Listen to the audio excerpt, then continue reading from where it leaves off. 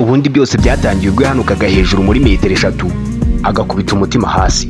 Aha nta kindi gisubizo cyari gisigaye uretse gushaka imodoka y'inkeragutabara ikamujyana mu bitaro bikuru. Akimara kugerayo, aha niho yabashije kubabarira, ahamara iminsi irenga 30 atarya, atumva, atabona. Uretse ibihombo byonyine byari bimuri ku munwa byabashaga kuba byamuha umwuka ndetse n'ibyo kurya, nta kindi kintu yabashaga kuba yakinjiza mu mubiri we. Gusa ku rundi ruhande hari abari bari kubyinira ku ikoma babaza amakuru umuhisi n'umugenzi cyangwa se inyoni n'igiti, bati se yaba yaramaze kwitaba Imana? Byaterwaga n'iki kugira ngo aba babaze amakuru ye niba yamaze kwitaba Imana cyangwa se babyishimiye? Reka tubisasanure, tubive imuzi n'imuzingo, isura itavaho ikazabisanza, abenshi muri twe batarabisobanukirwa. Urakaza neza.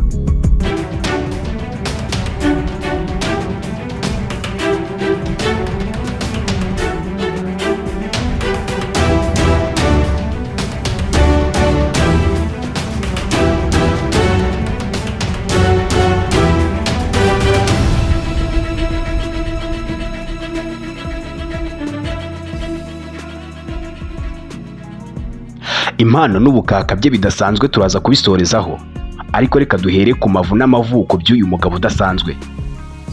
Mu 1997 nibwo bita Kantarama Elevania na Habyarimana Theoneste bibarutse uyu mwana, nubwo bamaze kuba umugabo kubera ko amaze kugira imyaka isaga 27.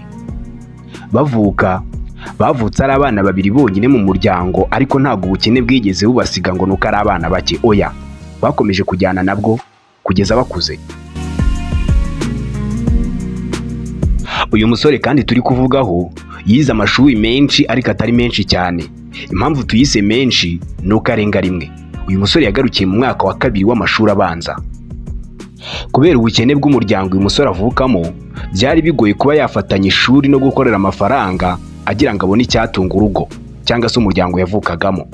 Gusa ku rundi ruhande yaje kugira amahitamo, ahitamo kurivamo, ahubwo yigira mu bishanga aho bahinga umuceri, akajya akorera amafaranga yo kuba yakirukana inyoni mu muceri ngo zitawona. Ibi nibyo yakuriyemo, aho yaje kugaruka kwiga ngo akomereze mu mwaka wa 2 yararangirijemo, ariko aza gusanga haraje kuzamo ishami ry'icyongereza kandi atarabishoboraga, afata umwanzuro wo kubivamo burundu. Gusa yari azi kwandika no gusoma, ari nabyo uyu munsi bimufasha muri bwa budasabwe, muri kwa guhimba kwe turi buze kuza kuvugaho ku musozo. Mu murenge wa Karembo, akagari k'Akaziba, umudugudu wa Rurenge, kuri ekole primaire Akaziba, niho uyu muhungu yigaga. Aha kandi ni naho iwabo batuye, dore ko nawe akiri iwabo, nawe niho agituye. Uyu musore ku myaka ye 27 aracyari ingaragu. Umunsi umwe uyu musore ubwo yari yuriye urwego ari gushyira itara muri soketi kugira ngo ribashe kwaka neza, urwego rwaravunitse. Muri uko kuvunika yarahurudutse yikubita hasi, ahabanza umutima. Ako kanya nta yandi mahitamo, yahise ata ubwenge, umutima uragenda, ubwonko buragenda ndetse n'amagufa arangirika. Ako kanya abagira neza bari bari hafi bahise bamuterura bamujyana mu bitaro. Bamugejeje mu bitaro, nta kindi gisubizo uretse kuharyama akahaba, dore ko atabashaga kurya, kunywa, kuvuga, kumva cyangwa se kureba. Gusa abaganga bakoze ibishoboka byose bamwitaho. Gusa ku rundi ruhande, ubwo yatubwiye ko ubwo yari ari mu bitaro hari umuntu yari amaze kubitsa 500, hari umuntu wari umubikiye 500 ku ruhande. Uwo muntu yagumaga abaririza amakuru ye niba yamaze kwitaba Imana. Mu by'ukuri urebye icyateraga uwo muntu kubaririza amakuru ye ngo arebe niba yaba yamaze kwitaba Imana, kwari ukugira ngo akenyerere kuri aya mafaranga. Uyu we niko abibona, nyiri aya mafaranga niko abibona, kuko ntago yumva ukuntu umuntu aho kugira ngo amusure yaguma abaririza niba yaba yaramaze kwitaba Imana. Aho kandi mu bitaro yarari nta kintu na kimwe abasha kwikorera, nta n'umuntu n'umwe wari bubashe kumwitaho uretse nyine abagira neza. Nibwo bamwe mu bagira neza atanakekaga bamujeho batangira kumwitaho. Abashumba bamwe na bamwe bashora amafaranga yabo atagira uko angana kugira ngo barebe ko yava kuri ibyo bitaro. Kuri ubwo buri yari aryamyeho, uburiri umuntu ataryamaho kubera ko yishimye, ahubwo uburiri umuntu aryamaho kubera ko ababaye. Bitewe no kwitabwaho n'abo baganga n'abo bashumba ndetse na zimwe mu nshuti atakekaga, ibi byaje gutuma bya bitara bivamo asubira mu buzima busanzwe. Ahangaha niho yicaye atekereza ibintu byose byamubagaho nawe ubwo atabashaga gusobanura, ahita afata agakaramu atangira kwandika filimi.